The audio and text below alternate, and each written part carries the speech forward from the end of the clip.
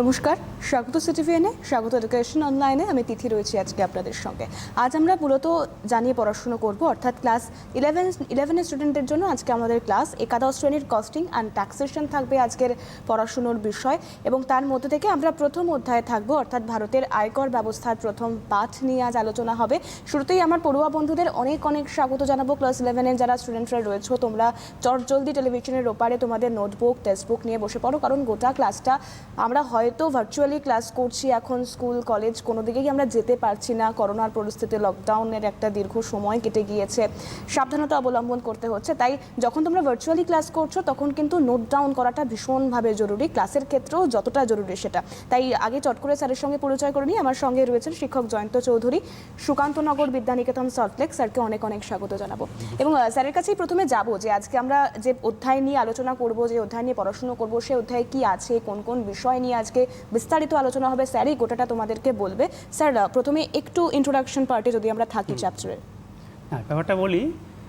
11 কমার্সের ছেলেমেয়েদের বলি, তোমরা কমার্সে একদম নতুন বিষয় নিয়ে পড়াশোনা করছো। মাধ্যমিকে আমরা সায়েন্স নিয়ে পড়েছি, আর্টসের বিষয় নিয়ে পড়েছি, ফলে আর্টসের ছেলেমেয়েদের বা সায়েন্সের ছেলেমেয়েদের কোনো সমস্যা হয় না। কিন্তু কমার্সের ছেলেমেয়েদের একটু সমস্যা হয়, কারণ আমরা কমার্সের যে সাবজেক্টগুলো আছে তোমরা জানো, আমরা হিসাবশাস্ত্র বা অ্যাকাউন্টেন্সি, কস্টিং অ্যান্ড ট্যাক্সেশন বা পরিব্যয়বিদ্যা এবং কর রূপরেখা, তারপর বিজনেস স্টাডিজ বা কারবার সংগঠন, এইগুলো নিয়ে পড়াশোনা করি আমরা। এই বিষয়গুলো আমাদের কাছে পুরো নতুন, 11-এর ছেলেমেয়েদের কাছে নতুন লাগবে। এবার আমরা যার জন্য হচ্ছে কি, আমরা আজকে এখানটায় প্রথম যে বিষয়টা আছে অ্যাকাউন্টেন্সির পরের যে বিষয়টা কস্টিং অ্যান্ড ট্যাক্সেশন বা তোমার হচ্ছে পরিব্যয়বিদ্যা এবং কর আইনের রূপরেখা, সেটার উপরে একটু আলোচনা করব। দেখো, আমি এখানে তোমাদের ট্যাক্সেশনের উপরে বা তোমার ট্যাক্সের তোমার হচ্ছে ট্যাক্সের উপরে প্রথম যে অধ্যায়টা আছে ভারতের কর আইনের রূপরেখা, সেটার উপর আলোচনা করব। একটু বলে রাখি, তোমাদের কাছে বিষয়টা নতুন হলেও তোমরা কিন্তু ট্যাক্স সম্পর্কে আমাদের ধারণা কিন্তু অনেক আগের থেকেই আছে। কারণ আমরা কিন্তু যদি ইতিহাস ঘাঁটি, সেখানে কিন্তু ট্যাক্সের আমরা ধারণা পেয়েছি। যে আমরা ইতিহাসের যে উপাদানগুলো আছে, যেমন তোমার সেখানে আছে কৌটিল্যের অস্ত্রশাস্ত্র পড়েছি আমরা বা জানি ওখানটায়, তারপর কলহনের রাজতরঙ্গিনী, সেখান থেকে আমরা শুনেছি সেখানে কিন্তু সে যুগে বিভিন্ন কারণে কিন্তু রাজকোষে উপার্জনের জন্যে কর আদায় করা হতো। এরপরে আমরা বিভিন্ন যুগে তোমার হচ্ছে মুসলিম যুগে হোক বা ব্রিটিশ যুগে হোক, সেখানে আমরা রাজকোষের কর অর্থ আদায়ের জন্য আমরা সেখানে করের কিন্তু আমরা ধারণা পেয়েছি। ঠিক একইভাবে ভারতবর্ষ কিন্তু তোমার এই যে আধুনিক যে কর ব্যবস্থা বা ট্যাক্সের ব্যবস্থা, সেটা কিন্তু মূলত ব্রিটিশ যুগ থেকে আমরা ইতিহাসে করের বিভিন্ন ধারণা পেয়েছি। কিন্তু আধুনিক যে কর ব্যবস্থা এখন যেটা চলছে আমাদের, তার প্রথম সূচনা কিন্তু ব্রিটিশ যুগে। মূলত তোমার আমরা জানি 1857 সালে যে মহাবিদ্রোহ হলো, সেই মহাবিদ্রোহে কিন্তু ব্রিটিশ সরকার বুঝতে পারলো যে দেশে প্রতিরক্ষার উপরে বিশাল খরচ করা দরকার অভ্যন্তরীণ প্রতিরক্ষার জন্যে।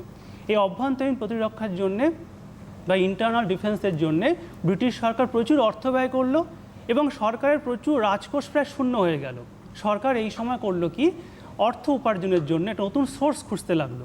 তখন সরকার করলো কি না, তোমার মূলত কর আদায়ের ব্যবস্থা করলো এবং ইনকাম ট্যাক্স আদায়ের ব্যবস্থা করলো। আমরা এখানে যেটা পড়ব, করের মধ্যে আমাদের সিলেবাসের মধ্যে আছে মূলত ইনকাম ট্যাক্স বা আয়কর। এই আয়করটা কিন্তু ব্রিটিশ সরকার 1857 সালের পরে, মহাবিদ্রোহের পরে 1860 সালে প্রথম আয়কর আইন প্রথম চালু করলো ব্রিটিশ সরকার। তারপর বিভিন্ন বছর পর পর অ্যামেন্ডমেন্ট হয়েছে, অ্যামেন্ডমেন্ট হয়ে আমাদের বর্তমান 1861 সালের কর ব্যবস্থা, আয়কর ব্যবস্থা আমাদের এখন চালু রয়েছে এখানটায়। সুতরাং আমরা কিন্তু করটা কিন্তু আমাদের কাছে নতুন নয়। আমরা এখনও রাস্তাঘাটে সাধারণ ব্যক্তিও কিন্তু করের ধারণা আছে সাধারণ ব্যক্তির মধ্যে। আমরা প্রায় শুনি জিএসটি, এই টার্মটার সঙ্গে খুব পরিচিত আমরা। সেখানে আমরা কি দেখেছি না, পণ্য পরিষেবা কর বা তোমার আয়কর, ইনকাম ট্যাক্স, এর সঙ্গে আমরা পরিচিত। সুতরাং তোমার ট্যাক্স ব্যাপারটা কিন্তু নতুন কিছু নয়।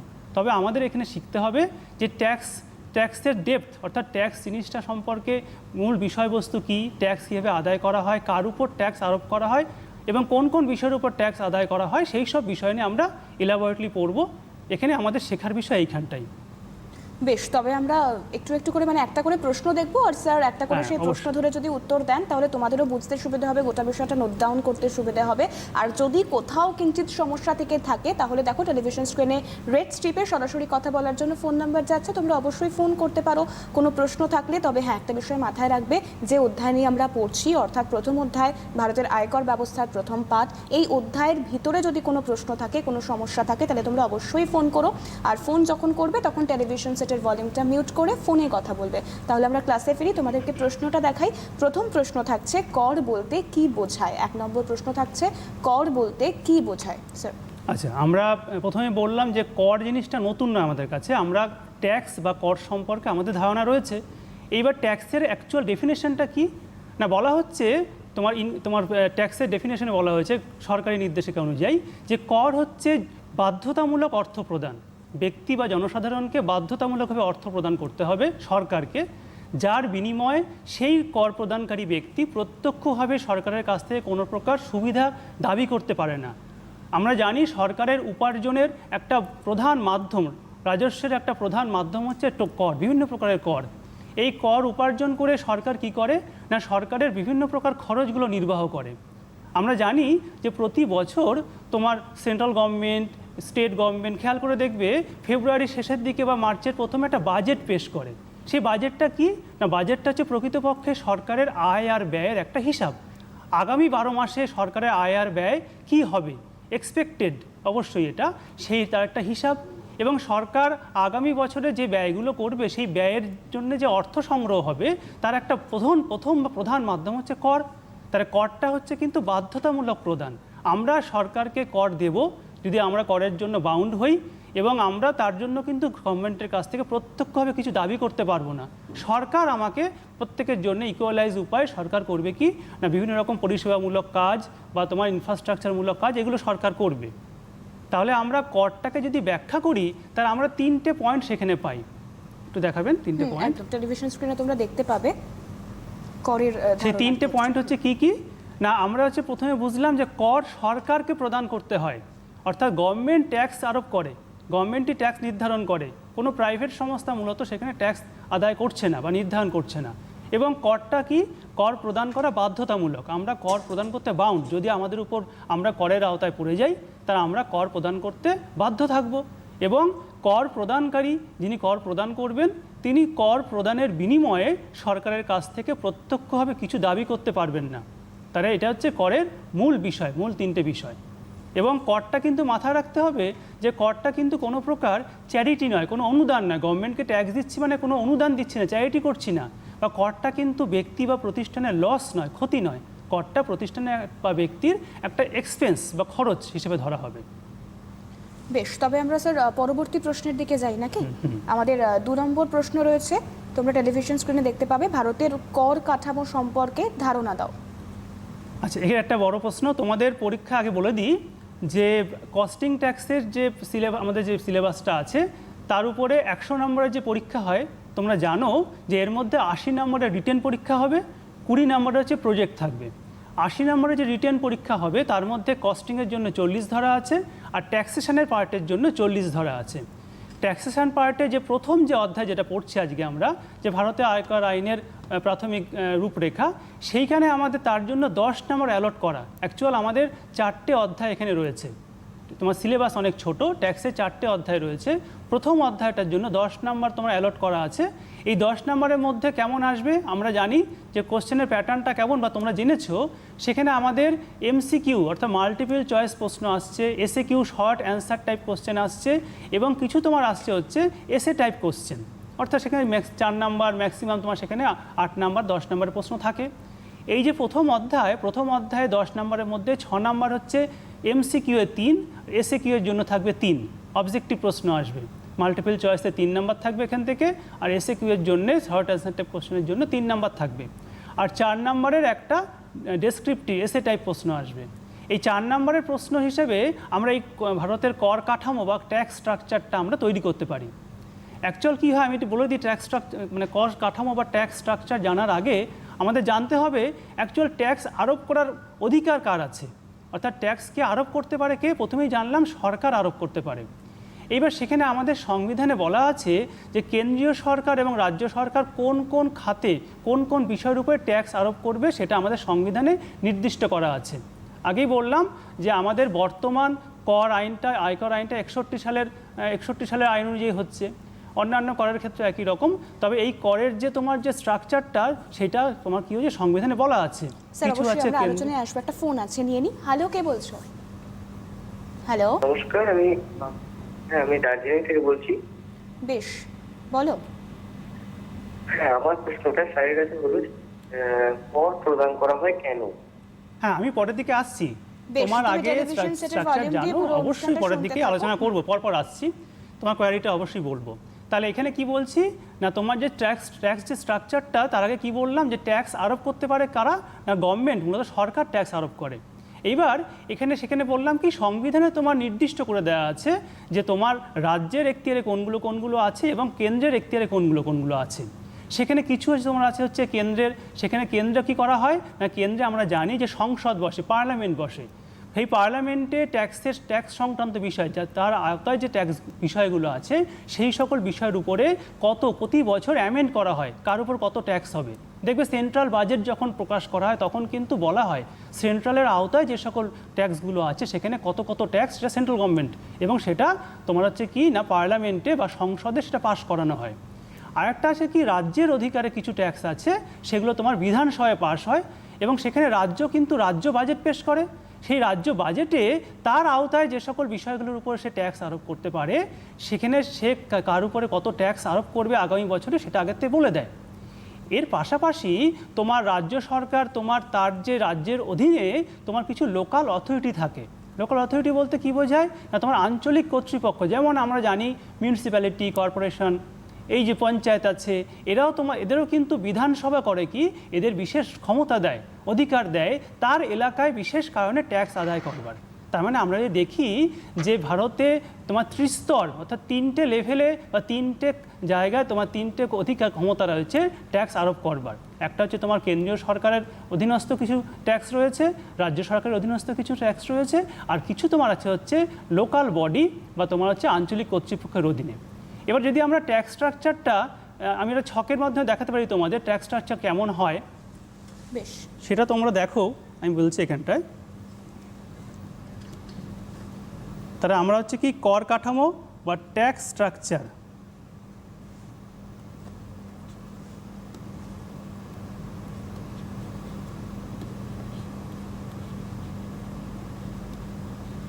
কর কাঠামো বা ট্যাক্স স্ট্রাকচারটা কি বললাম, ট্যাক্স স্ট্রাকচার তোমার হচ্ছে 3টে ভাগে হচ্ছে। একটা হচ্ছে কি কিছু তোমার হচ্ছে সেন্ট্রাল গভর্নমেন্ট বা কেন্দ্রীয় সরকারের আওতাভুক্ত, কিছু তোমার আছে হচ্ছে স্টেট গভর্নমেন্ট বা রাজ্য সরকারের আওতাভুক্ত, আর কিছু তোমার আছে হচ্ছে লোকাল অথরিটি বা আঞ্চলিক কর্তৃপক্ষের আওতাভুক্ত। এইবার সেন্ট্রাল গভর্নমেন্টের আওতাভুক্ত যে ট্যাক্সগুলো আছে, মূলত কয়েকটা নাম এখানে বলে দিই, তাই তোমরা বুঝতে পারবে যে কেন্দ্রীয় সরকারের আওতাভুক্ত ট্যাক্সের মধ্যে আছে। প্রথমে যেটা দেখি আমরা, সেটা হচ্ছে ইনকাম ট্যাক্স বা যাকে আমরা বাংলা বলি হচ্ছে আয়কর। ইনকাম ট্যাক্স, এটা তোমার হচ্ছে কেন্দ্রীয় সরকারের আওতাভুক্ত ট্যাক্স। 2 নম্বর আছে হচ্ছে ওয়েলথ ট্যাক্স বা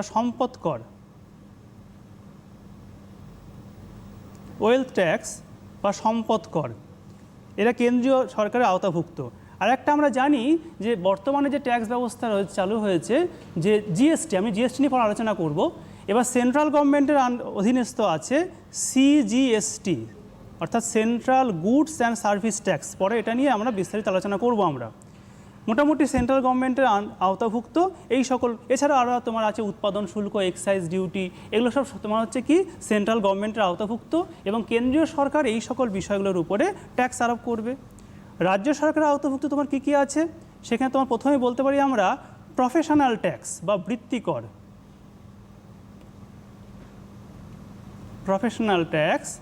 বৃত্তিকর। বা পেশাকর, এটা মূলত মোটামুটি রাজ্য সরকার আরোপ করে, সব রকম বৃত্তি বা পেশার উপর দেওয়া হয়। তারপর তোমার আছে হচ্ছে এই যে সিজিএসটি যেরকম আছে central goods and service tax, রাজ্য তোমার আদায় করে state goods and service tax, SGST আদায় করে। এছাড়াও তোমার আছে, রাজ্য সরকার তোমার আদায় করছে এন্ট্রি ট্যাক্স, অর্থাৎ তোমার হচ্ছে প্রবেশ কর। এন্ট্রি ট্যাক্সটা কেমন টাইপের যখন তোমার হচ্ছে তোমার কোনো রাজ্যে বাইরের থেকে তোমার যখন কোনো পণ্য ঢুকছে তখন সেখানে ওই বর্ডার এলাকায় তোমার রাজ্য সরকার কিছু টোল বা ট্যাক্স আদায় করছে, এন্ট্রি ট্যাক্স বলছে। আরও কিছু আছে, আমি মোটামুটি 2-3টের উদাহরণ দিলাম এরকম। আচ্ছা, তোমার লোকাল অথরিটির মধ্যে কী কী আছে বললাম। লোকাল অথরিটি বলতে বোঝাচ্ছে মূলত কর্পোরেশন, মিউনিসিপ্যালিটি, পঞ্চায়েত, এগুলো বোঝাচ্ছে। এবার তোমার এরা কি ট্যাক্স আদায় করে, যেমন সেখানে তোমার আছে হচ্ছে মিউনিসিপ্যাল ট্যাক্স, এটা খুব পরিচিত, মিউনিসিপ্যাল ট্যাক্স অর্থাৎ তোমার হচ্ছে কি পৌর কর আদায় করছে। এছাড়া তোমার অনেক সময় পৌরসভা আদায় করতে পারে ওয়াটার ট্যাক্স অর্থাৎ জল কর আদায় করতে পারে এই টাইপের, বা তোমার হচ্ছে সোয়ারেজ ট্যাক্স অর্থাৎ পয় প্রণালীর জন্য কর, বা অক্ট্রয় আদায় করতে পারে। এটা তোমার বিশেষ অক্ট্রয়টা অ্যাকচুয়াল কি, তোমার বিশেষ তোমার লোকাল বডি, তারা তার এলাকায় গভর্নমেন্ট তোমার সরকারের অনুমতি সাপেক্ষে বিশেষ বিষয়ের উপরে ট্যাক্স আদায় করে। তাহলে মোটামুটি তোমার এই যে ট্যাক্স স্ট্রাকচার, সেন্ট্রাল গভর্নমেন্ট কিছু আদায় করছে, কিছু স্টেট গভর্নমেন্ট আদায় করছে, কিছু লোকাল অথরিটি আদায় করছে। তাহলে এখানে নির্দিষ্ট করে বলে দেওয়া আছে তোমার তার ক্ষেত্রগুলোকে সে আদায় করবে। তাহলে আমাদের এইগুলো আলোচনা করতে হবে যে ট্যাক্স স্ট্রাকচারটা ব্যাপারটা কী। বেশ, আমরা তবে পরবর্তী প্রশ্নে যাব। অবশ্যই। এবং 3 নম্বর প্রশ্ন থাকছে প্রত্যক্ষ কর ও পরোক্ষ কর কাকে বলা হচ্ছে, উহাদের মধ্যে পার্থক্য লেখো। তোমরা ভালো করে দেখে নাও। 3 নম্বর প্রশ্ন আছে প্রত্যক্ষ কর ও পরোক্ষ কর কাকে বলে, উহাদের মধ্যে পার্থক্য লেখো। স্যার তাহলে অ্যান্সারে আসি। হ্যাঁ, আচ্ছা, ব্যাপারটা কি আমরা একটু আগে বললাম যে ট্যাক্স স্ট্রাকচারে কি বলা আছে। তোমার মূলত আমরা জানলাম যে সরকার ট্যাক্স আদায় করবার জন্যে তারা অধিকার আছে, অর্থাৎ ট্যাক্স সরকারের উপরে সরকারের ক্ষমতা রয়েছে ট্যাক্স আদায় করবার, অথরিটি হচ্ছে সরকারের হাতে। তাহলে আমরা সেখানে দেখলাম যে তিনটে অথরিটি পয়েন্ট আছে। একটা তোমার হচ্ছে সেন্ট্রাল গভর্নমেন্ট, একটা স্টেট গভর্নমেন্ট, একটা লোকাল অথরিটি বা লোকাল বডি। এই তিনটে তোমার হচ্ছে কি না, তোমার হচ্ছে অথরিটি পয়েন্ট রয়েছে ট্যাক্স আদায় করবার। এইবার এই যে ট্যাক্সগুলো আদায় করা হচ্ছে, এই সমস্ত ট্যাক্সকে আমরা দুটো ভাগে ভাগ করতে পারি চরিত্রগত দিক দিয়ে, ক্যারেক্টারের অনুযায়ী। কিছু আছে তোমার হচ্ছে প্রত্যক্ষ কর বা ডাইরেক্ট ট্যাক্স, আর কিছু তোমার আছে হচ্ছে অপ্রত্যক্ষ কর বা পরোক্ষ কর বা ইনডাইরেক্ট ট্যাক্স।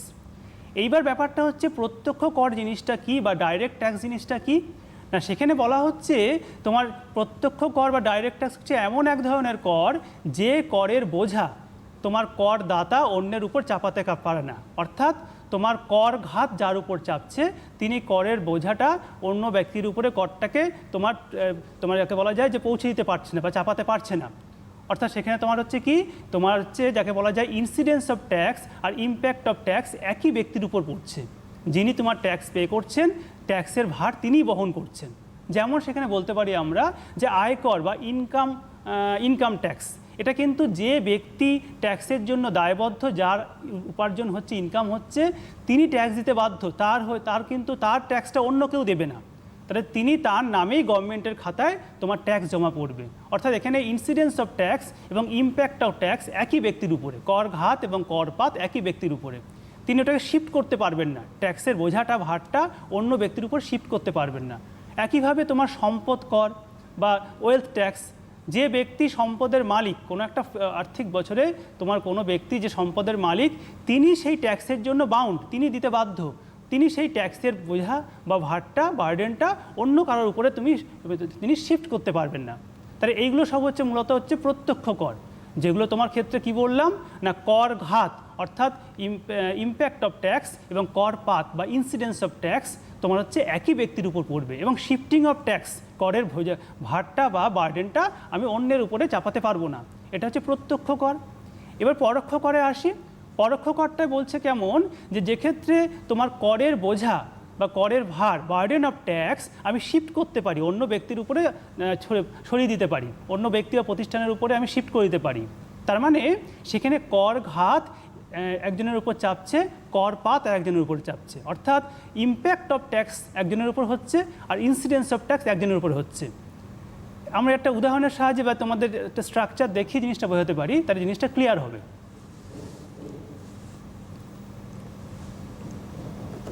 স্যার এক সেকেন্ড। তো আমরা অবশ্যই বোর্ড ওয়ার্কে যাবো, এবং এরিফাকে বলে রাখি যদি তোমাদের কোনো সমস্যা থাকে তাহলে মানে এই অধ্যায় নিয়ে সমস্যা থাকে তাহলে তোমরা অবশ্যই ফোন করতে পারো। সরাসরি কথা বলার জন্য ফোন নাম্বার যাচ্ছে, তার পাশাপাশি তোমরা যখন ফোন করবে টেলিভিশন সেটের ভলিউমটা মিউট করে তোমরা ফোনে কথা বলবে, তাহলে দুপক্ষের আলোচনায় অনেক বেশি ঠিকঠাক হবে আর কি। তাহলে স্যার আমরা কোয়েশ্চেনের অ্যান্সারে যাই। হ্যাঁ, তাই তোমাদের যে পরোক্ষ কর যেটা কীভাবে আদায় করা হচ্ছে দেখো, কীভাবে তোমার impact of tax, incidence of tax ভিন্ন ব্যক্তির উপর পড়ে দেখো এখানটায়। ধরা যাক যে গভর্নমেন্ট বা সেন্ট্রাল গভর্নমেন্ট বা স্টেট গভর্নমেন্ট কী করছে, আমরা জানি জিএসটি আদায় করছে। এই জিএসটি অ্যাকচুয়াল তোমার কার কাছ থেকে আদায় করছে না, সেখানে জিএসটি আদায় করছে প্রতিষ্ঠান, গভর্নমেন্ট আদায় করছে কার উপরে না, ট্রেডিং কনসার্ন বা যারা ব্যবসা করে ট্রেডিং কনসার্নের কাছ থেকে জিএসটি আদায় করছে। তার মানে জিএসটির জন্য তোমার অ্যাকচুয়াল ট্যাক্স পেয়ার কে হলো, ট্যাক্স পেয়ার হচ্ছে ট্রেডিং কনসার্ন। ট্রেডিং কনসার্ন হচ্ছে তোমার জিএসটি ট্যাক্স পেয়ার। তার মানে তোমার অ্যাকচুয়াল কী হচ্ছে না, তোমার এক্ষেত্রে তোমার আমি বলতে পারি যে জিএসটির জন্যে তোমার ইম্প্যাক্ট অফ ট্যাক্স অর্থাৎ ট্যাক্সের ঘাত বা কর ঘাত সেটা কার উপর চাপছে না, ট্রেডিং কনসার্নের উপরে। এইবার ট্রেডিং কনসার্ন কী করছে, সেই ট্যাক্সের যে ইনসিডেন্স অফ ট্যাক্স অর্থাৎ যাকে বলা যায় বাংলায় বলতে পারি আমরা করপাত, এটা হচ্ছে কর ঘাত। তাহলে করপাতটা কার কাছ থেকে করছে, আদায় করছে না সাধারণ কাস্টমারের কাছ থেকে অর্থাৎ খরিদ্দারের কাছ থেকে। খরিদ্দারের কাছে তার উপরে অ্যাকচুয়াল ট্যাক্স বার্ডেনটা চাপছে। তাহলে আমরা দেখছি কি এখানটায় সরকার বা গভর্নমেন্ট জিএসটি আদায় করছে, এবং জিএসটি অ্যাকচুয়াল গভর্নমেন্টের খাতায় কার নামে জমা পড়ছে না, জিএসটি জমা পড়ছে ট্রেডিং কনসার্নের নামে। যেমন আমরা মনে করো রিলায়েন্সের গুডস কিনছি, সে একটা এক্সাম্পল দিলাম, তা রিলায়েন্স কোম্পানির নামে কিন্তু গভর্নমেন্টের খাতায় তোমার এই ট্যাক্সটা আদায় হচ্ছে। তার অ্যাকচুয়াল কর ঘাতটা কার উপর চাপছে না, তোমার রিলায়েন্স কোম্পানির উপরে, অর্থাৎ তারা হচ্ছে তোমার ট্যাক্স পেয়ার এবং ইম্প্যাক্ট অফ ট্যাক্স তার নামে হলো। কিন্তু আলটিমেট আমরা যখন পণ্যটা বা গুডসটা যখন আমরা কিনছি তোমার রিলায়েন্স কোম্পানির শোরুম থেকে হোক যেখান দিয়ে হোক না কেন কিনছি, তখন কিন্তু আমরা পণ্যের মূল্যের সঙ্গে জিএসটিটা কিন্তু আমরা দিচ্ছি। তার মানে কি আলটিমেট ট্যাক্সের ইনসিডেন্সটা অর্থাৎ কর পাতটা কার উপর চাপলো, বার্ডেনটা চাপলো কার উপরে, কাস্টমারের উপরে। এইটাকে আমরা বলছি ইনডিরেক্ট ট্যাক্স, যেক্ষেত্রে করের বার্ডেন, তোমার হচ্ছে করের ইম্প্যাক্ট আর ইনসিডেন্স দুটো ভিন্ন প্রতিষ্ঠান বা ভিন্ন ব্যক্তির উপর চাপছে। তাহলে এই টাইপের আমরা জানলাম। তা জিএসটি আমি পরে আসছি, জিএসটি অ্যাকচুয়াল বলা হয় সেলস ট্যাক্স, এটা সেলস অ্যান্ড সার্ভিস ট্যাক্স বলেছি আমরা। তাহলে এই জিএসটি ট্যাক্স হতে পারে বা তোমার উৎপাদন শুল্ক বা এক্সাইজ ডিউটি, যেটা তোমার পণ্য উৎপাদন করলে তার উপরে কেন্দ্র সরকার সেন্ট্রাল জিএসটি আছে, স্টেট গভর্নমেন্টের স্টেট জিএসটি আছে, এবং যখন তোমার পণ্যটা বিক্রি হচ্ছে তখন জিএসটি কিন্তু আলটিমেট কাস্টমারের উপর দিয়ে আদায় হয়ে যাচ্ছে।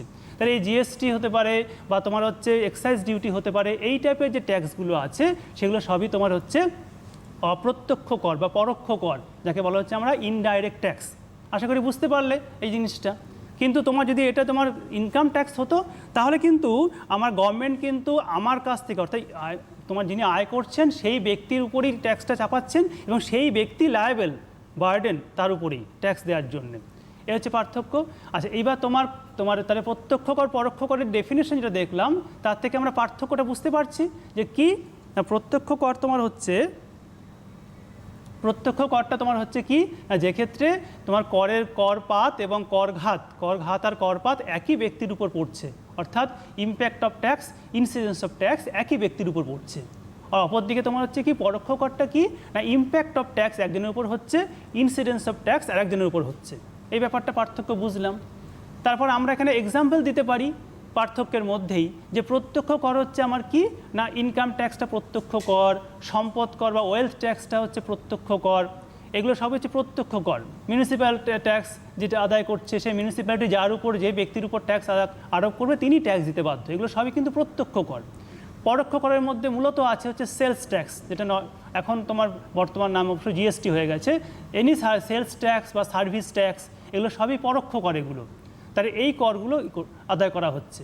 আর পার্থক্য কী করতে পারি আমরা, দেখো ইনকাম ট্যাক্সের ক্ষেত্রে কিন্তু যে ব্যক্তির উপরে ট্যাক্সের বার্ডেন চাপছে তিনি ট্যাক্স দিতে বাধ্য, অর্থাৎ তোমার ট্যাক্স এখানে কিন্তু ছাড় পাওয়ার সুযোগ নেই।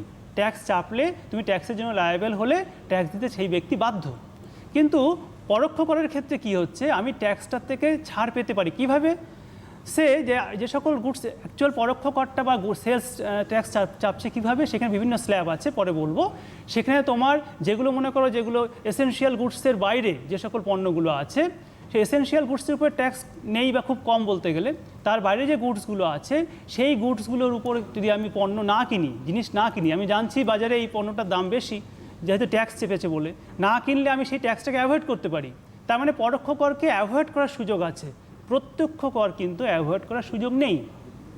তারপর কি বলছে, প্রত্যক্ষ করটা কি হচ্ছে, প্রত্যক্ষ কর কিন্তু মূলত ইনকাম গ্রুপ দেখে তোমার মূলত আদায় হচ্ছে। অর্থাৎ এখানে গভর্নমেন্টের স্ল্যাব রয়েছে মূলত 2.5 লাখ টাকা, 2,50,000 টাকা অ্যানুয়াল ইনকাম, বাৎসরিক ইনকাম 2,50,000 টাকার নিচে হলে সেই ব্যক্তি, সেই আয় উপার্জনকারী ব্যক্তিকে ট্যাক্স দিতে হয় না। অর্থাৎ লো ইনকাম গ্রুপকে এই ইনকাম ট্যাক্স থেকে ছাড় দেওয়া হয়েছে। মূলত হাই ইনকাম গ্রুপ, উচ্চ আয়ের ব্যক্তিদের উপরে এই ট্যাক্সটা আরোপ করা হচ্ছে। অপরদিকে যদি পরোক্ষ কর দেখি, সেখানে কিন্তু low income group, high income group বলে কিছু নেই। সবাই কাস্টমার, আমরা যারা কম আয়ের ব্যক্তি, বেশি আয়ের ব্যক্তি, সবাই আমরা খরিদ্দার। আমরা জিনিস কিনলে আমাকে তোমার সমান হারে ট্যাক্স দিতে হবে, সবাইকেই সমান ট্যাক্স দিতে হচ্ছে। সুতরাং এখানে কিন্তু কোনো ডিসক্রিমিনেশন করা হচ্ছে না, কিন্তু ইনকাম ট্যাক্সের ক্ষেত্রে এই বিভাজনটা করা হয়, low income group, high income group. মূলত এইটা, তাহলে মূলত এই 4-5টা আরও তোমরা দেখে নিও বইতে। এবার 4 নম্বর প্রশ্ন যদি থাকে, এটাও 4 নম্বরের প্রশ্ন আসতে পারে। আমাদের যেটা ইনস্ট্রাকশন দেওয়া থাকে, মিনিমাম 4টে পয়েন্ট লিখতে হবে। 4টে পয়েন্ট ঠিকঠাক যদি লেখো 4-এ 4 পাওয়া যায়, বেশি পয়েন্ট লেখার দরকার নেই। 4টে পয়েন্ট ঠিকঠাক যদি লেখা যায়, তোমরা চাইলে তোমাদের জন্য 5টা-6টা পয়েন্ট এক্সট্রা লিখে রাখতে পারো, কিন্তু 4টে পয়েন্ট ঠিক হলে 4-এ 4 নম্বর পাওয়া যায়, এটা লিখলেই হবে। বেশ, তবে আমরা পরবর্তী প্রশ্নে আসি। 4 নম্বর প্রশ্ন থাকছে পণ্য ও পরিষেবা কর, অর্থাৎ জিএসটি বলতে কি বোঝায়? স্যার, শুরুতেই জিএসটি নিয়ে টুকটাক আমরা আলোচনা করছিলাম। এটা আমাদের আলোচনার খুব বর্তমানে আলোচনার বিষয় হয়ে গেছে। এটা আমরা জানি যে বর্তমান যে কেন্দ্রীয় সরকার আছে, বর্তমান কেন্দ্রীয় সরকার 2017 সালের 1 জুলাই থেকে আমাদের এই জিএসটি বা গুডস অ্যান্ড সার্ভিস ট্যাক্স, পণ্য এবং পরিষেবা কর আরোপ করেছে। সারা ভারতবর্ষব্যাপী অভিন্ন কর ব্যবস্থা চালু করেছেন। এর আগে আমাদের দেশে সেলস ট্যাক্স, পরিষেবা কর, সার্ভিস ট্যাক্স এগুলো ছিল। বিক্রয় কর, পরিষেবা কর ভিন্ন ভিন্নভাবে ছিল এবং সেখানে বিভিন্ন রাজ্য বিভিন্ন পদ্ধতিতে ট্যাক্স আরোপ করত। তার মধ্যে মাঝখানে আবার ভ্যাট বা ভ্যালু অ্যাডেড ট্যাক্স চালু হয়েছিল। কিছু স্টেট গভর্নমেন্ট ভ্যাট বা ভ্যালু অ্যাডেড ট্যাক্স, অর্থাৎ সেলস ট্যাক্সের আর একটা নাম হয়েছিল ভ্যাট, সেই ভ্যাট আদায় করতো। কিছু রাজ্য ভ্যাট নয়, সেখানে সেলস ট্যাক্স আদায় করতো। 2017 সালে কেন্দ্রীয় সরকার ঘোষণা করলো না, সারা দেশব্যাপী একটা অভিন্ন বিক্রয় কর ব্যবস্থা এবং পরিষেবা কর ব্যবস্থা চালু করা প্রয়োজন। আগে সমস্যা হতো কি, যে বিভিন্ন রাজ্যে বিভিন্ন ট্যাক্স, বিভিন্ন রকম সেলস ট্যাক্স, বিভিন্ন রকম সার্ভিস ট্যাক্স চালু থাকলে একটা সমস্যা ছিল কেমন, সেক্ষেত্রে আমার রাজ্যে ওয়েস্ট বেঙ্গলে একরকম ট্যাক্স আছে, পাশের রাজ্যে বিহারে আরেক রকম ট্যাক্স আছে। ফলে দুটো রাজ্যের কিন্তু পণ্যের মূল্যের একটা ডিফারেন্স হতো। আমরা জানি যে পণ্যটা যখন মার্কেটে আসছে, বাজার মূল্য যখন নির্ধারিত হচ্ছে, তখন পণ্যের মূল্যের সঙ্গে বা গুডসের প্রাইসের সঙ্গে ট্যাক্সটা কিন্তু অ্যাড করা থাকে। এবার যদি ভিন্ন ভিন্ন ট্যাক্স ব্যবস্থা থাকে সারা রাজ্যে, সারা দেশের মধ্যে, তার বিভিন্ন রাজ্যে একই গুডসের ভিন্ন ভিন্ন ডিফারেন্ট প্রাইস হতে পারে। তাহলে এই সমস্যাটা এড়াবার জন্য বা এই সমস্যা অ্যাভয়েড করার জন্য সেন্ট্রাল গভর্নমেন্ট 17 সালে সেখানে কমিটি, তার আগে থেকে কমিটি তৈরি করেছিল, জিএসটি কমিটি তৈরি করেছিল। সেখানে বিভিন্ন রাজ্যের অর্থমন্ত্রী বা কেন্দ্রের অর্থমন্ত্রী এরা নিয়ে জিএসটি কমিটি গঠন করে 2017 জুলাই মাস থেকে ইমপ্লিমেন্ট হয় কি না, অভিন্ন জিএসটি। এবার সেখানে এই জিএসটি অর্থাৎ গুডস অ্যান্ড সার্ভিস ট্যাক্স, এখানে কি করা হলো, এই জিএসটি চালু করার পরে পুরো কথা হচ্ছে পণ্য পরিষেবা কর, এইটা চালু করে সারা দেশ থেকে যাবতীয় বিক্রয় কর এবং সমস্ত রকম পরিষেবা করকে অ্যাবলিশ করে দেওয়া হলো। এখন আর কোনো রকম পরিষেবা কর না দিয়ে তার একটাই নাম হলো জিএসটি বা গুডস অ্যান্ড সার্ভিস ট্যাক্স। এখন আলাদাভাবে কোনো সেলস ট্যাক্স বা কোনো সার্ভিস ট্যাক্স নেই, সব জায়গায় জিএসটি নাম হয়ে গেছে। এইবার ব্যাপারটা কি, জিএসটি আরোপ করবে কারা, জিএসটি ক ধরনের হতে পারে, এখানে একটা আসা দরকার। যে জিএসটি হচ্ছে কি, কিছু কেন্দ্র কিছু রাজ্য, অর্থাৎ জিএসটি হচ্ছে কেন্দ্র রাজ্য যৌথ প্রজেক্ট, কেন্দ্র রাজ্য উভয় মিলে জিএসটি আদায় করতে পারে। সেখানে জিএসটি যদি আমি বিভাজন করি, জিএসটি মূলত 3 রকম হতে পারে। একটা হচ্ছে কি, তোমাদের পরীক্ষা আসলে তোমরা যেটুকু বললাম প্রথমে ওইটুকু বললেই হবে, এইটুকু এক্সট্রা জানা প্রয়োজন যদি আলাদা প্রশ্ন আসে। সেখানে জিএসটি 3 রকমের হয়। একটা হচ্ছে কেন্দ্রের দ্বারা নির্ধারিত জিএসটি, অর্থাৎ সেন্ট্রাল সিজিএসটি, সেন্ট্রাল জিএসটি। আর একটা আছে রাজ্য পণ্য বা পরিষেবা কর, বা যাকে বলা হয় এসজিএসটি, তোমার স্টেট গভর্নমেন্ট স্টেট তোমার GST, state goods and service tax. আর একটা তোমার হচ্ছে ইন্টিগ্রেটেড জিএসটি, আইজিএসটি, বা সমন্বিত তোমার হচ্ছে পণ্য এবং পরিষেবা কর। ব্যাপারটা কেমন? আমরা বুঝলাম যে সেন্ট্রাল গভর্নমেন্ট যে করটা নিচ্ছে সেটা হচ্ছে সিজিএসটি, যে করটা স্টেট গভর্নমেন্ট নিচ্ছে সেটা তোমার হচ্ছে এসজিএসটি। আর ইন্টিগ্রেটেড ব্যাপারটা কেমন সেটা হচ্ছে বলি আগে বলি স্টেট আর সেন্ট্রালের ব্যাপারটা।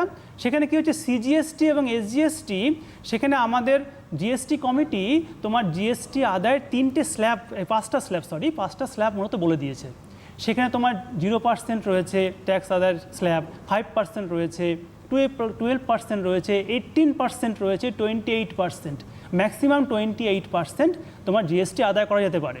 এই 5টা স্ল্যাবে জিএসটি আদায় হয়, বিভিন্ন পণ্যের উপরে বিভিন্নভাবে জিএসটি আদায় হয়। তবে তোমাদের জানার জন্য বলা প্রয়োজন যে সমস্ত পণ্য এবং পরিষেবা এই করের আওতায় পড়েছে, শুধুমাত্র এক্সেপ্ট পেট্রোলিয়াম যে গুডস, পেট্রোলিয়াম যেটা আছে, পেট্রোল পাম্পে যে পেট্রোলিয়াম দেওয়া, সেই পেট্রোলিয়াম গুডস বা তোমার যে ইলেকট্রনিক গুডস, এই সকলগুলোর উপরে মূলত তোমার জিএসটি তোমার চালু নেই। সেটা রাজ্য সেখানে তার উপর ট্যাক্স আদায় করে নির্দিষ্ট হারে। এবার প্রথম যে দুটো বললাম, অর্থাৎ সেন্ট্রাল জিএসটি এবং স্টেট জিএসটি, এই দুটো একসঙ্গে আদায় হয়। মূলত তোমার হচ্ছে কি না, তোমার হচ্ছে ইন্ট্রাস্টেট, অর্থাৎ রাজ্যের ভেতরে যে সকল ট্রানজাকশানগুলো হচ্ছে, কোনো রাজ্যের ভেতরে যে সকল ট্রানজাকশানগুলো হবে পরিষেবা, পণ্য বিক্রয় বা পরিষেবা সংক্রান্ত, সেগুলোর উপরে কি হচ্ছে না তোমার সিজিএসটি এসজিএসটি আদায় করা হয়। এবং সরাসরি তোমার হচ্ছে সিজিএসটি সেন্ট্রাল গভর্নমেন্টের খাতায় জমা পড়ছে, এসজিএসটি স্টেট গভর্নমেন্টের খাতায় জমা পড়ছে। যে মনে করো কোনো একটা পণ্যের উপরে 18% মনে করো জিএসটি তোমার সেখানে অ্যাপ্লাই হয়েছে, তার মধ্যে সেন্ট্রাল গভর্নমেন্টের পার্ট হচ্ছে 9%, স্টেট গভর্নমেন্টের পার্ট 9%, 50-50 সেখানে শেয়ার রয়েছে। এবং ডাইরেক্ট সেখানটা সেন্ট্রাল গভর্নমেন্ট এবং স্টেট গভর্নমেন্টের ট্যাক্সের খাতা জমা পড়ে যাচ্ছে। আর ইন্টিগ্রেটেড বা যেটা বললাম আগে যে ইন্টিগ্রেটেড জিএসটি, অর্থাৎ তোমার হচ্ছে কি সেটা সমন্বিত তোমার হচ্ছে গুডস অ্যান্ড সার্ভিস ট্যাক্স। সেটা কেমন টাইপের? সেটা হচ্ছে ইন্টার স্টেট, একটা স্টেট থেকে অপর স্টেটে যখন পণ্য যাচ্ছে বা পরিষেবা যাচ্ছে, ইন্টার স্টেট ট্রানজ্যাকশনের ক্ষেত্রে তখন ইন্টিগ্রেটেড জিএসটি আদায় করা হয়। এবং সেখানে হয় কি সরাসরি তোমার জিএসটি গভর্নমেন্টের খাতায় জমা না পড়ে যে প্রতিষ্ঠান বা যে তোমার হচ্ছে কনসার্ন ট্যাক্সটা আদায় করলো, সেই প্রতিষ্ঠান করবে কি তার দায়িত্ব সেন্ট্রাল গভর্নমেন্ট এবং স্টেট গভর্নমেন্টকে তাদের 50-50 শেয়ারটা তাদের দিয়ে দেওয়া। তার ইন্টিগ্রেটেড জিএসটি হচ্ছে কি বললাম না তোমার হচ্ছে সেটা হচ্ছে ইন্টার স্টেট, অর্থাৎ এক রাজ্য থেকে অপর রাজ্যের মধ্যে যখন তোমার হচ্ছে গুডস অ্যান্ড সার্ভিস পরিষেবা হচ্ছে, ট্রানজাকশন হচ্ছে। আর সিজিএসটি এসজিএসটি আদায় করা হচ্ছে মূলত ইন্ট্রা স্টেট, রাজ্যের মধ্যে যে সকল ট্রানজাকশন তার জন্য আদায় করা হচ্ছে।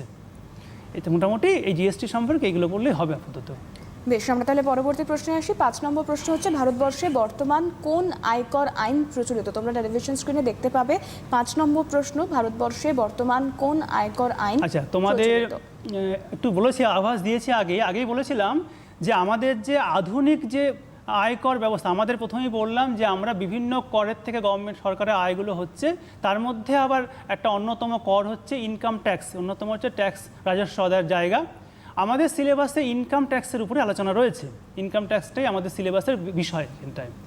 এবার ইনকাম ট্যাক্স তোমার যে একটা আসলো, অর্থাৎ তোমার হচ্ছে ইন্ডিয়ান ইনকাম ট্যাক্স অ্যাক্ট আসলো, প্রথম দিকে তোমার একদম বলেছিলাম যে কি মহাবিদ্রোহ 1857 সালের পরে তোমার 1860 খ্রিস্টাব্দে মূলত অভ্যন্তরীণ দেশের অভ্যন্তরীণ তোমার যাকে বলা যায় যে ডিফেন্স সিস্টেমকে উন্নত করবার জন্যে ব্রিটিশ সরকারের প্রচুর অর্থ ব্যয় হলো। সেই সময় থেকে আধুনিক এই অর্থে বলছি কারণ আমাদের কর সম্পর্কে আমরা ইতিহাসে অনেক জানতে পেরেছি, কিন্তু আধুনিক একদম স্ট্রাকচার উপায় আইন করে তোমার যে স্ট্রাকচার তৈরি করা হলো আধুনিক কর ব্যবস্থা, সেটা কিন্তু ব্রিটিশ সরকার ভারতবর্ষে প্রথম চালু করে, সেটা 1860 সালে। তা প্রথম আয়কর আইন চালু হলো 1860 সালে। এরপর বিভিন্ন সময়, এরপর 1860 সালের পরে 1868 সালে আবার অ্যামেন্ডমেন্ট হয়ে সেকেন্ড ইনকাম ট্যাক্স আর চালু হয়েছিল, 1868 সালে হলো। তারপর আবার তার 5 বছর পরে আরেকটা অ্যামেন্ডমেন্ট হয়, 1873 সালে হয়। আবার 1873 সালের এই যে ট্যাক্স ব্যবস্থা, থার্ড যেটা ইনকাম ট্যাক্স অ্যাক্ট, সেইটা তোমার মোটামুটি 1873-এর পরে 1874-এর পরে তারপর আবার সেন্ট্রাল তোমার ব্রিটিশ সরকার করলো কি না ইনকাম ট্যাক্স আদায়টা তখন বন্ধ করেছিল সাময়িকভাবে, এই অর্থে যে তখন সরকারের আর্থিক অবস্থা ভালো হয়েছিল। তারপর আমরা জানি যে তোমার হচ্ছে কি না 1878 দুটো বছর ভারতে মন্বন্তর হয়, অর্থাৎ সেখানে তোমার হচ্ছে দুর্ভিক্ষ দেখা দেয়, গভর্নমেন্টেরও কিন্তু আর্থিক অবস্থা প্রচুর খারাপ হয়ে যায়, কারণ গভর্নমেন্টের তখন উপার্জন কমে গেছে। গভর্নমেন্ট সরকার কিন্তু তখন কী করলো, ব্রিটিশ সরকার তখন আবার ট্যাক্স আরোপের চিন্তাভাবনা করেছিল। তাই 74 সালে ইনকাম ট্যাক্সটাকে ব্যাক করে নেওয়ার পরে তারা আবার চিন্তাভাবনা করলো 76-এর মন্বন্তরের পরে যে আবার ট্যাক্স আরোপ করতে হবে, এবং প্রায় 10 বছর পরে 1886 সালে 4th ইনকাম ট্যাক্স চালু করলো। এরপরে তোমার এটা চালু হলো, এটা বেশ কয়েক বছর ধরে চললো। তারপর আবার 1822 সালে 5th income tax act amendment হয়ে 5th income tax act amendment হয়ে চালু হয়ে গেল, এবং স্বাধীনতার আগে পর্যন্ত এই ট্যাক্সটাই চলছিল। এরপর ভারতবর্ষ স্বাধীন হলো, স্বাধীনতার পরে তখন কি করা হলো না 1861 সালে ভারতবর্ষে 5th ইনকাম ট্যাক্স অ্যাক্ট, পঞ্চম যে কর ব্যবস্থা সেইটাকে চালু করার ব্যবস্থা করা, ষষ্ঠ কর সিক্স ইনকাম ট্যাক্স অ্যাক্ট চালু করার ব্যবস্থা করা হলো, অ্যামেন্ডমেন্ট করা হলো। এই কর ব্যবস্থায় তোমার প্রথম এখানটায় সমগ্র ভারতবর্ষের সমস্ত রাজ্য এবং তোমার হচ্ছে ইউনিয়ন টেরিটরি বা তোমার যে কেন্দ্রীয় সরকারের অধীনস্থ তোমার যে তোমার রয়েছে তাদের প্রত্যেকের উপরে এই ট্যাক্স আরোপ করবে, অর্থাৎ জম্মু কাশ্মীর থেকে আরম্ভ করে সিকিম থেকে আরম্ভ করে সমস্ত দেশের উপরই এই ইনকাম ট্যাক্সটা আরোপ করা হলো। এবং এটা অ্যাক্টিভেট হলো, কার্যকর হলো 62 সালের 1 এপ্রিল থেকে। তাহলে বলতে গেলে উত্তরটা কি হবে না, ভারতের বর্তমান আয়কর আইনটা হচ্ছে 1961, ইনকাম ট্যাক্স অ্যাক্ট 1961, কিন্তু এটা অ্যাক্টিভেট হয়, কার্যকর হয় 1 এপ্রিল 1962 থেকে। বেশ, আমরা তাহলে পরবর্তী প্রশ্নে যাব, এবং আমাদের 6 নম্বর প্রশ্ন থাকছে আয়কর বলতে কি বোঝায়। তোমরা টেলিভিশন স্ক্রিনের প্রশ্নটা দেখতে পাবে, এবং খুব ছোট প্রশ্ন, আয়কর বলতে কি বোঝায়, কিন্তু আমার ধারণা যে প্রশ্নের উত্তরটা অনেকটাই বড় সড়ো বিষয়। তো যাই হোক, স্যারের কাছে আলোচনায় আসবো, সমস্যা থাকলে তোমরা অবশ্যই ফোন করতে পারো। পরবর্তী প্রশ্ন হচ্ছে আয়কর বলতে কি বোঝায়। হ্যাঁ, ব্যাপারটা কি দেখো, তোমাদের প্রথমেই বললাম যে ট্যাক্স বা কর বলতে কি বোঝাচ্ছে না, গভর্নমেন্টকে, সরকারকে আমরা বাধ্যতামূলকভাবে কম্পালসারি পেমেন্ট করছি, বাধ্যতামূলকভাবে অর্থ প্রদান করছি, যে অর্থের বিনিময়ে আমরা সরকারের কাছ থেকে কোনো প্রকার প্রত্যক্ষ সুবিধা দাবি করতে পারি না। এইবার ব্যাপারটা হচ্ছে কি, ইনকাম ট্যাক্সটা একই রকম, যে ব্যক্তি উপার্জন করছেন বা আয় করছেন, ইনকাম করছেন, সেই ব্যক্তি তার আয়ের উপরে তোমার অর্থ প্রদান করবেন, গভর্নমেন্টকে অর্থ প্রদান করবেন, যে অর্থের বিনিময়ে তোমার সেই ব্যক্তি, কর প্রদানকারী ব্যক্তি প্রত্যক্ষভাবে কোনো প্রকার অর্থ দাবি করতে পারবে না। তারা আয়ের উপরে তোমার যে কর দেয়া হচ্ছে এবং যে করের জন্যে প্রত্যক্ষভাবে সরকারের কাছ থেকে, গভর্নমেন্টের কাছ থেকে কোনো প্রকার অর্থ আমরা দাবি করতে পারছি না, সেটাকে বলা হচ্ছে আয়কর বা ইনকাম ট্যাক্স। ইনকাম ট্যাক্সটা কিন্তু তোমার সরকারের বা গভর্নমেন্টের উপার্জনের বা তোমার হচ্ছে রেভিনিউর একটা বড় মাধ্যম। তোমরা এখানটা, এটা 1 নম্বরের প্রশ্ন আসে, এসএকিউ প্রশ্ন, তোমাদের 2 লাইন লিখলে যথেষ্ট এখানটায়। বেশ, আমরা পরবর্তী প্রশ্নে যাব, এবং 7 নম্বর প্রশ্ন থাকছে আয়করের উদ্দেশ্যগুলি কি।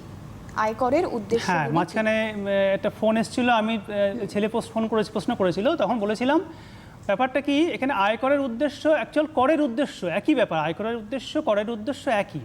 আমরা প্রথমেই বললাম যে করের ধারণাটা কোথায় আসছে আমাদের, যা আমরা জানি যে প্রতি বছর সরকার, কেন্দ্রীয় সরকার এবং রাজ্য সরকার, কেন্দ্রীয় সরকার যেমন সেন্ট্রাল বাজেট পেশ করছে ফেব্রুয়ারির শেষের দিকে বা মার্চের শেষে, এবং একইভাবে স্টেট গভর্নমেন্ট বা রাজ্য সরকার প্রতি বছর ফেব্রুয়ারির শেষে বা মার্চের প্রথমে বাজেট পেশ করে। বাজেটটা কি না, আগামী 12 মাসে সরকারের বা গভর্নমেন্টের তোমার যে সকল আয় বা ব্যয়গুলো হতে পারে সবই কিন্তু অনুমানিক, এক্সপেক্ট করা হচ্ছে, সেই আয় ব্যয়ের একটা হিসাব। এবার আমরা প্রত্যেকেই জানি যে আমাদের আর্থিক বছরটা কীভাবে হিসাব করা হয় না, ব্যাংক হোক বা সরকারি সংস্থা প্রত্যেকেই ফাইন্যান্সিয়াল ইয়ার বা আর্থিক বছরগুলোকে হিসাব করে 2টো ক্যালেন্ডার ইয়ারকে ধরে। প্রথম ক্যালেন্ডার ইয়ারের এপ্রিল থেকে শুরু হয় আর পরের ক্যালেন্ডার ইয়ারের মার্চে শেষ হয়। যেমন আমাদের বর্তমান যে ফাইন্যান্সিয়াল ইয়ার, আর্থিক বছরটা চলছে, সেই বছরটা শুরু হয়েছিল 1 এপ্রিল 2020-তে, এবং এই ফাইন্যান্সিয়াল ইয়ারটা কমপ্লিট হবে 31 মার্চ 2021-এ। তার মানে 12 মাস হচ্ছে আমাদের ফাইন্যান্সিয়াল ইয়ার ধরা হয়। এবার আমাদের ঠিক খেয়াল করে দেখবে যে 2020 সালের ফেব্রুয়ারির শেষের দিকে সেন্ট্রাল গভর্নমেন্ট, স্টেট গভর্নমেন্ট কিন্তু তোমার সেখানে একটা বাজেট পেশ করেছিল। সেই বাজেটে যে আয় ব্যয়ের যে হিসাব তারা দিয়েছিলেন, তার উপর বেস করেই কিন্তু আমাদের এই 12 মাসের কিন্তু আয় ব্যয়গুলো চলবে এবং গভর্নমেন্ট সেটাকে অ্যাচিভ করার চেষ্টা করবে। এইবার গভর্নমেন্ট সরকারের যে আয়ের যে উৎস তার মধ্যে একটা বললাম কি না কর একটা প্রধান উৎস। এবার কর বা ইনকাম ট্যাক্স যাই হোক না কেন, ট্যাক্স বা ইনকাম ট্যাক্স আদায়ের উদ্দেশ্যগুলোর মধ্যে কি আছে? প্রথম উদ্দেশ্য অর্থাৎ গভর্নমেন্টের বা সরকারের খরচগুলো হচ্ছে উদ্দেশ্য, খরচগুলো মিট আপ করাটাই তার উদ্দেশ্য।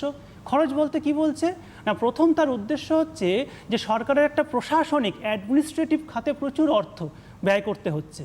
সেখানে তোমার ইন্টারনাল প্রশাসন অর্থাৎ সেখানে তোমার অফিস রয়েছে, গভর্নমেন্ট সরকারি অফিস রয়েছে, পুলিশি ব্যবস্থা রয়েছে বা তোমার অন্যান্য সব কিছু, অর্থাৎ তোমার কিছু ইন্টারনাল যে তোমার যাকে বলা হয় যে তোমার যে সিস্টেমগুলো আছে সেগুলো অ্যাডমিনিস্ট্রেশন সিস্টেম, সেগুলোর জন্য খরচ মিট আপ করার জন্যে সরকারকে কর আরোপ করতে হয়, ইনকাম ট্যাক্সও তাই একই কারণে আরোপ করতে হয়।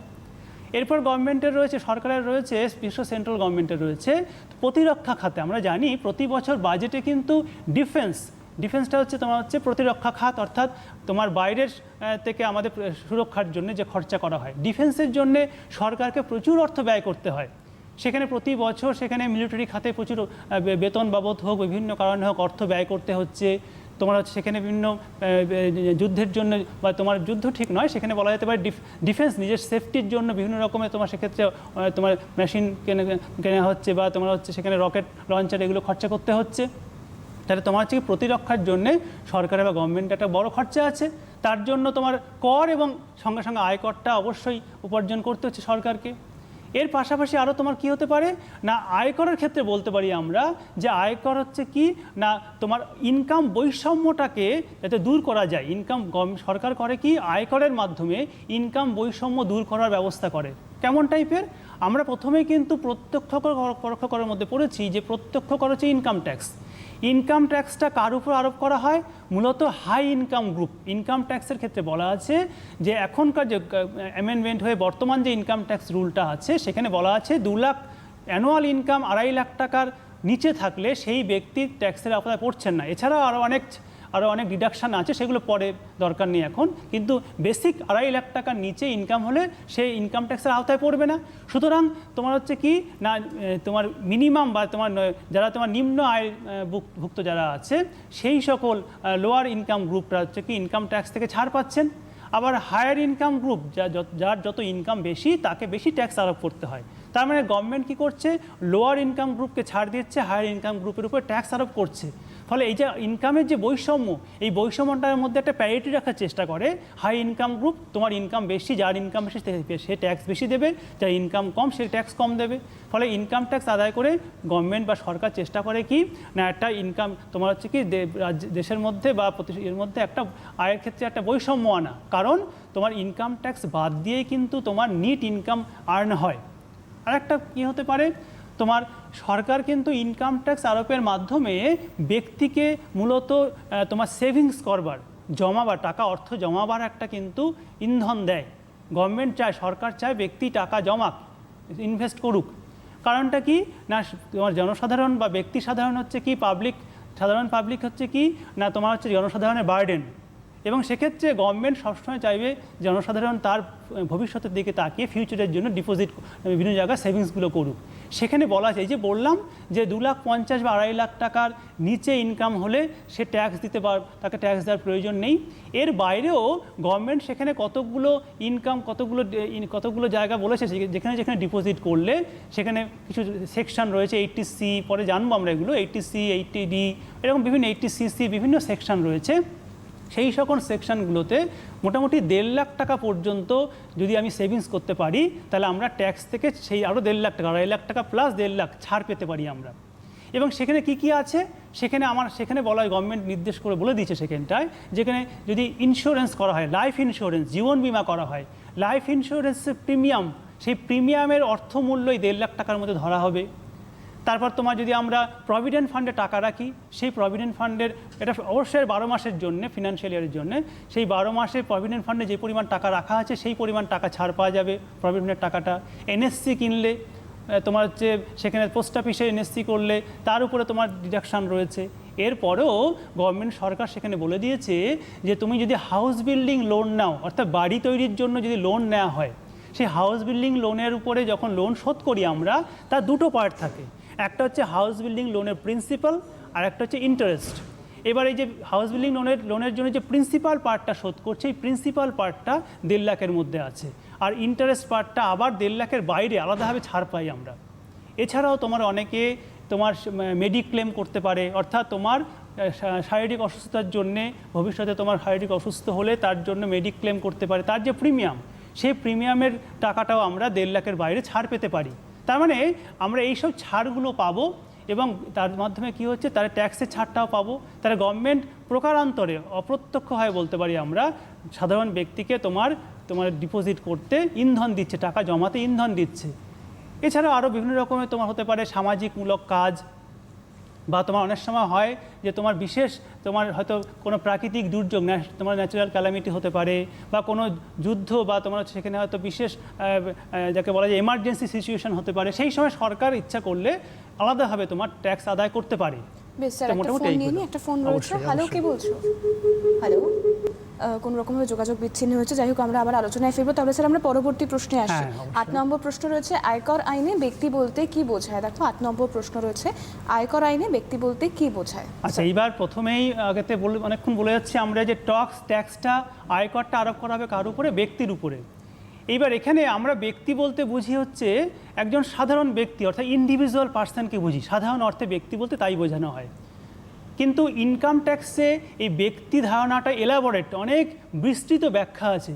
সেখানে বলা হচ্ছে যেখানে ব্যক্তি বলতে একজন ইন্ডিভিজুয়াল পার্সন, অর্থাৎ রাম শ্যাম যদু মধু এরকম ব্যক্তি হতে পারেন, সেই ব্যক্তি আয় করলে তার আয়ের উপরে তাকে ট্যাক্স দিতে হবে। এর পাশাপাশি তোমার সেখানে বলা আছে যে হিন্দু আনডিভাইডেড ফ্যামিলি, অর্থাৎ তোমার হচ্ছে কি হিন্দু অভিন্ন, তোমার যে অভিন্ন হিন্দু যে ফ্যামিলিগুলো আছে, অর্থাৎ যৌথ হিন্দু যে পরিবারগুলো আছে, আনডিভাইডেড হিন্দু ফ্যামিলি, সেই তার উপরেও কিন্তু তার উপার্জন হতে পারে। সেই উপার্জনের উপরে তোমার হচ্ছে কি ইনকাম ট্যাক্স বা আয়কর আদায় করা হতে পারে। তারপর বলা আছে সেখানটায় পার্টনারশিপ বিজনেস, পার্টনারশিপ ফার্ম হলে তার যে উপার্জন হবে, আয় হবে, সেই পার্টনারশিপ ফার্মের উপরে আয়ের উপরে ইনকাম ট্যাক্স আরোপ করা হবে। জয়েন্ট স্টক কোম্পানি, যৌথ মূলধনী কোম্পানি হলে তার উপরে ইনকাম ট্যাক্স আদায় করা হবে। তোমার কোনো অথরিটি, কোনো বডি হলে, অর্থাৎ তোমার হচ্ছে কি অ্যাসোসিয়েশন অফ বডি, বা তোমার হচ্ছে তোমার কোনো বডি তৈরি হলে কয়েকজন ব্যক্তি নিয়ে, তার উপরে তোমার ইনকাম ট্যাক্স আদায় করা হতে পারে।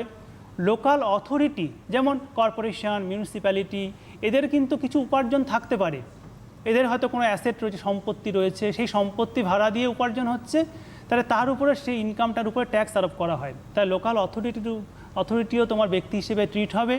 এছাড়াও তোমার একটা আছে হচ্ছে আইন দ্বারা কৃত্রিম ব্যক্তি, দেখা বলা হচ্ছে আর্টিফিশিয়াল জুডিশিয়াল পার্সন। সেটা কেমন টাইপের? যে সেখানে কোনো একটা বিগ্রহ, যেমন এখানে আমাদের আছে দক্ষিণেশ্বরের মায়ের মন্দির, তার নামে তোমার হচ্ছে ট্রাস্টি বোর্ড আছে, এবং সেই ট্রাস্টি বোর্ড তোমার যদি কোনো ইনকাম হয় তাদের অ্যাসেট থেকে, তার উপরে তোমার ট্যাক্স তোমার যদি দিতে হয়, তখন তাকেও ব্যক্তি হিসেবে, ট্যাক্স ছাড়া হলে আলাদা ব্যাপার, কিন্তু তাকেও ব্যক্তি হিসেবে ট্রিট করা হয়। তো এরকম কোনো বিগ্রহ হতে পারে বা কোনো মন্দিরের নামে হতে পারে, এগুলোকে বলা হচ্ছে আর্টিফিশিয়াল জুডিশিয়াল পার্সন বা কৃত্রিম আইন দ্বারা সৃষ্ট কৃত্রিম ব্যক্তি। তাই মূলত এই 7 রকমের তোমার ব্যক্তি বলতে এই 7 রকমের আমাদের ধারণা রয়েছে। একটা হচ্ছে বললাম কি না, তোমার হচ্ছে এমনি ব্যক্তি বা ইন্ডিভিজুয়াল পার্সন হতে পারে। 2 নম্বর তোমার হতে পারে হচ্ছে সেখানে হিন্দু আনডিভাইডেড ফ্যামিলি, যৌথ হিন্দু পরিবার, সেটা হতে পারে, এরা ব্যক্তির আওতায় পড়বে। 3 নম্বর বলা হচ্ছে তোমার পার্টনারশিপ ফার্ম, অর্থাৎ অংশীদারি প্রতিষ্ঠান।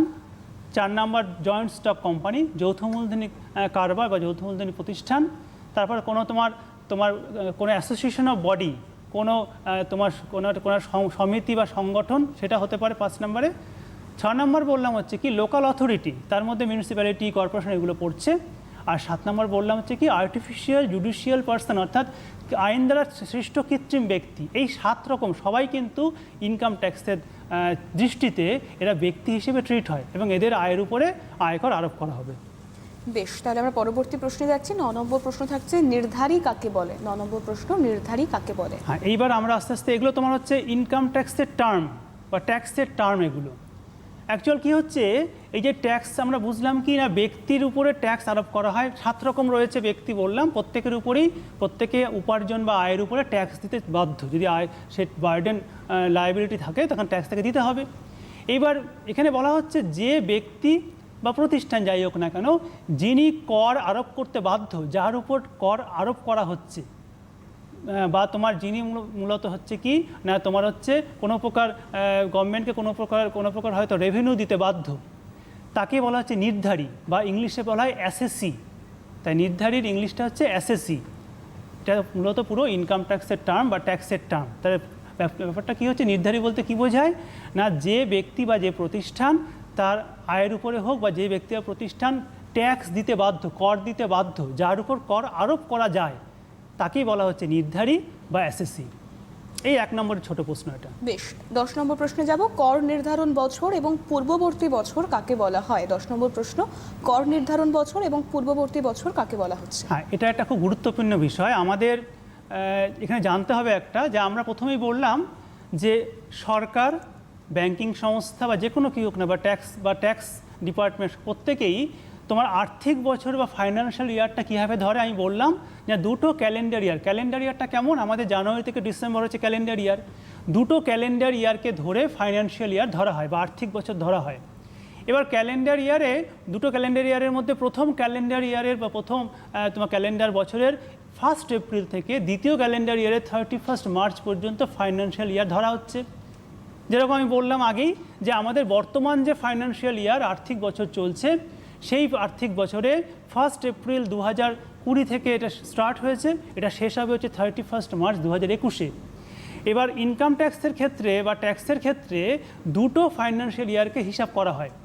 তার মধ্যে যে বছরে তোমার মূলত করা হচ্ছে কি, আমরা বর্তমান বছরে বসে ইনকাম ট্যাক্স ডিপার্টমেন্ট কী করে না, বর্তমান বছরে বসে আগের বছর পূর্ববর্তী বছরে যে ইনকামটা হয়েছে সেই ইনকামের উপরে ট্যাক্স হিসাব করা হবে। কারণ ইনকাম না হওয়া পর্যন্ত তার উপর ট্যাক্সের প্রশ্ন আসছে না। সুতরাং বর্তমান বছরের ইনকামের উপরে বর্তমান বছরেই ট্যাক্স, কারেন্ট ইয়ারের ইনকামের উপরে কারেন্ট ইয়ারের ট্যাক্স কীভাবে আরোপ করা সম্ভব? সেক্ষেত্রে হয় কি, কারেন্ট ইয়ারে বসে আমরা প্রিভিয়াস ইয়ারে যে ইনকাম হয়েছে 12 মাসে তার উপর ট্যাক্সটা আরোপ করব। এইবার সবসময় তোমার হচ্ছে কি না, এরকম দুটো কনজিকিউটিভ, দুটো পরপর দুটো ইয়ার সবসময় থাকে। বর্তমান বছরকে বলা হচ্ছে, সেটাকে বলা হচ্ছে কারেন্ট ফাইন্যান্সিয়াল ইয়ার বা কারেন্ট ইয়ার বলা হচ্ছে, বা তোমার হচ্ছে বর্তমান হিসাব বছর, যে বছরে বসে ট্যাক্স হিসাব করা হচ্ছে। আর আগের যে বছরের ইনকামের উপরে ট্যাক্স হিসাব করা হয় তাকে বলা হচ্ছে প্রিভিয়াস ইয়ার বা পূর্বতন বছর। যেমন আমাদের বর্তমান কারেন্ট ফাইন্যান্সিয়াল ইয়ারটা কি, কারেন্ট ফাইন্যান্সিয়াল ইয়ারটা হচ্ছে 2021, অর্থাৎ 1/4/2020 থেকে 31 মার্চ 2021, এটা কারেন্ট ফাইন্যান্সিয়াল ইয়ার। এই ইয়ারে বসে কোন বছরের ইনকামের উপরে ট্যাক্স হিসাব করা হচ্ছে না, 2019-20, অর্থাৎ 2019-এর 1 এপ্রিল থেকে 2020-র 31 মার্চ পর্যন্ত যে ইনকামটা করেছে ব্যক্তি বা প্রতিষ্ঠান, সেই ইনকামের উপরে কিন্তু ট্যাক্স হিসাব করা হচ্ছে। তাহলে আমাদের যদি 2020-21 সালটা হচ্ছে কারেন্ট তোমার ফাইন্যান্সিয়াল ইয়ার হয়, তাহলে তোমার হচ্ছে কি 2019-20টা হবে প্রিভিয়াস ইয়ার। যখনই ট্যাক্স হিসাব করা হবে তখন অবশ্যই দুটো হিসাব বছরকে এখন দেখতে হবে, একটা কারেন্ট ইয়ার, একটা প্রিভিয়াস ইয়ার।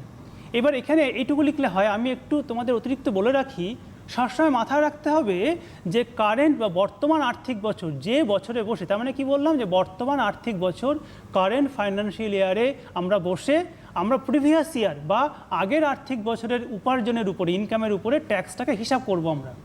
এবার কারেন্ট ফাইন্যান্সিয়াল ইয়ার বা বর্তমান আর্থিক বছর সবসময় 12 মাসের হবে, 12 মাসের কমও হবে না, 12 মাসের বেশিও হবে না। কি বললাম না, কারেন্ট ফাইন্যান্সিয়াল ইয়ার সবসময় 12 মাসের হবে, কিন্তু প্রিভিয়াস ফাইন্যান্সিয়াল ইয়ার সাধারণত 12 মাসের হয়। কিন্তু কিছু কিছু ক্ষেত্রে আগের তোমার প্রিভিয়াস ফাইন্যান্সিয়াল ইয়ারটা 12 মাসের কমও হতে পারে। কীভাবে সম্ভব? যদি দেখা যায় যে আগের বছরে কোনো একজন নতুন নতুন চাকরি কেউ পেয়েছে, নতুন জয়েন করেছে চাকরিতে, হয়তো দেখা গেল সে হয়তো বছরের মাঝখানে, সে মনে করো 2019-20 আমাদের প্রিভিয়াস ফাইন্যান্সিয়াল ইয়ার, সে হয়তো তোমার 2019-এর এপ্রিলে জয়েন না করে দেখা গেল 2019-এর হয়তো অগস্টে জয়েন করেছে। তার ক্ষেত্রে কি হচ্ছে, 12 মাসের কম হয়ে যাচ্ছে, কারণ সে অগস্ট থেকে তোমার মার্চ 2020 পর্যন্ত ওই কমাসের জন্য তার ইনকামের উপরে ট্যাক্স হিসাব করা হবে। তাহলে যদি নতুন কেউ চাকরিতে জয়েন করে বা ঢোকে প্রিভিয়াস ইয়ারে মাঝখানে ঢোকে, বছরের মাঝখানে ঢোকে, অথবা তোমার প্রিভিয়াস ইয়ারে বছরের মাঝখানে কোনো নতুন কোনো উদ্যোগ বা বিজনেস শুরু করা হয় তার ইনকামের ক্ষেত্রে, অথবা দেখা যায় যদি প্রিভিয়াস ইয়ারের মাঝখানে তোমার কোনো ব্যক্তি ব্যবসা বন্ধ করে দেয়, কোনো প্রতিষ্ঠান ব্যবসা বন্ধ করে দেয়, কোনো ব্যক্তি হয়তো সেখানে রিটায়ার করলো, কাজ তার শেষ হয়ে গেল, দেখা গেলো 19-20 প্রিভিয়াস ইয়ারের মধ্যে সে হয়তো ডিসেম্বর 2020-তে রিটায়ার করেছে, তার ক্ষেত্রে তোমার প্রিভিয়াস ইয়ার কিন্তু হিসাব হচ্ছে কবের থেকে না 1 এপ্রিল 2019 থেকে তোমার হচ্ছে কি ডিসেম্বর 2019 পর্যন্ত। তাহলে সেক্ষেত্রে তোমার 31 মার্চ পর্যন্ত 2020 মার্চ পর্যন্ত আসার প্রয়োজন নেই। তার মানে বুঝলাম যে তোমার হচ্ছে কারেন্ট ইয়ার বর্তমান আর্থিক বছরটা অবশ্যই 12 মাসের হবে, কিন্তু প্রিভিয়াস ইয়ার 12 মাস হতে পারে, 12 মাসের কম হতে পারে। বেশ, আমাদের হাতে সময় একেবারেই শেষ, তাই আজকের পর্বটা এখানেই শেষ করতে হচ্ছে। অনেক ধন্যবাদ জানাবো স্যারকে আমাদের সঙ্গে থাকার জন্য। পাশাপাশি তোমরা এভাবে এডুকেশন অনলাইনে নজর রেখো। আজকের মতো এখানেই শেষ করছি, নমস্কার।